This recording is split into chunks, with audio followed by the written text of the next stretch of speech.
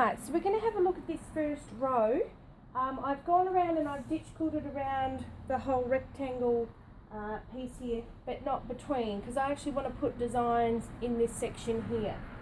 So I've actually left my needle down in the machine, in the quilt, down the left hand side, because I actually will start from there so I don't have to break the thread. So what I thought we'd look at first is some design options.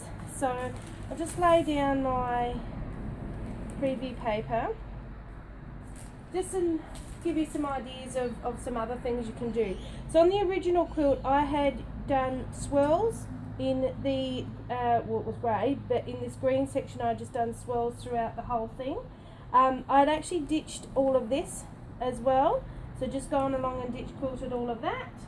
And then I had gone in and done in the variegated thread just inside those guys as well, just with a line design echoing around using a ruler. So let's take a look at the background of these ones and some other design ideas that you could pop into these. So I would go ahead and ditch it all first, just to hold it all down. So go all the way along this way, okay, all the way to the end. And when you come back, come across the top.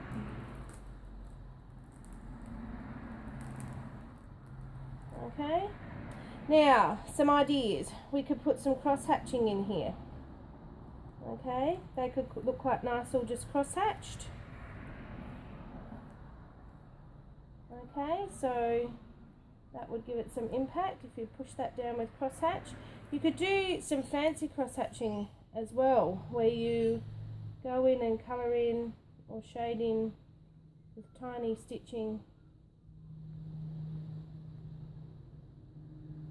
Okay, and that actually pushes it down. You could do some of your other fancy cross-hatching as well.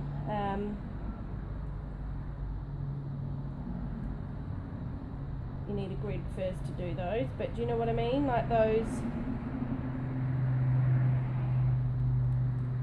fancy cross-hatches in there as well.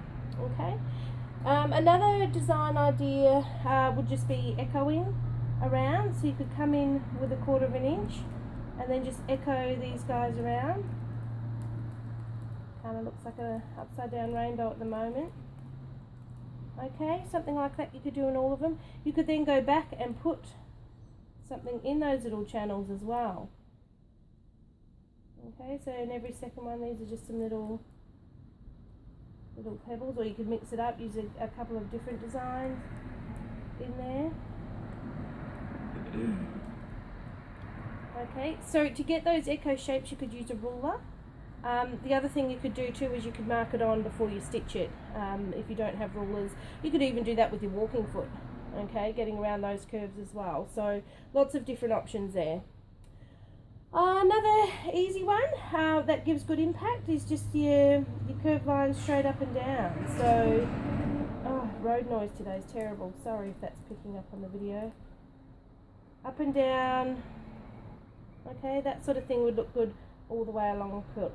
So with these as well, we don't want to have different things in each one. Whatever you decide to do, you're going to do the same design in each one, okay, as you go along.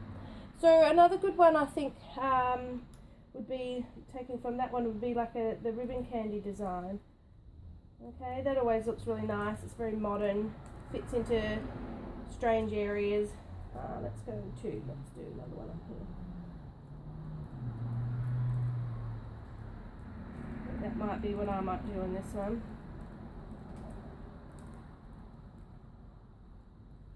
Okay, it just gives a bit of movement to it as well.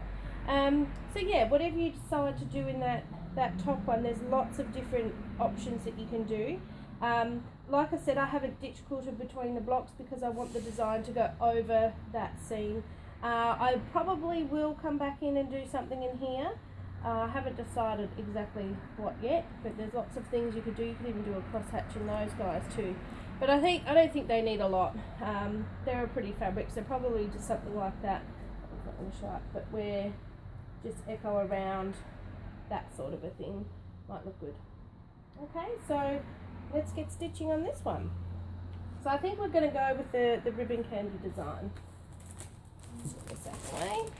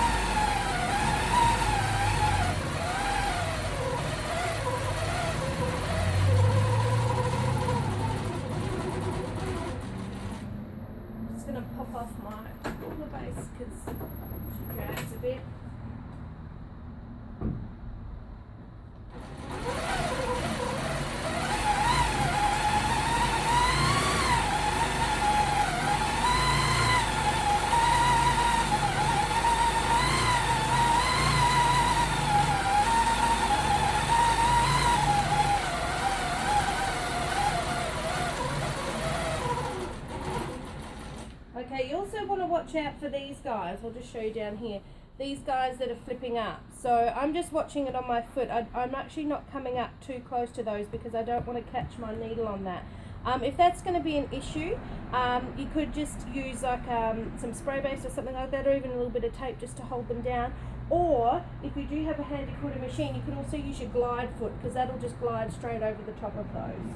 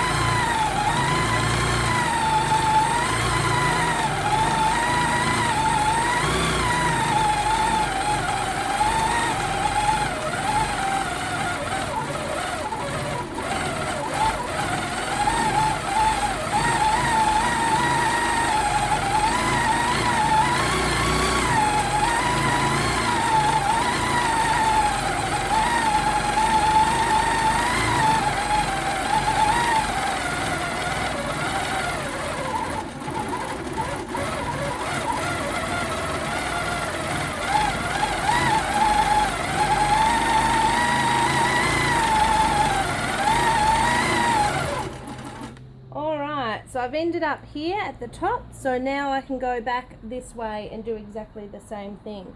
So I'm pretty happy with the ribbon candy. I think that's going to look really nice on the quilt.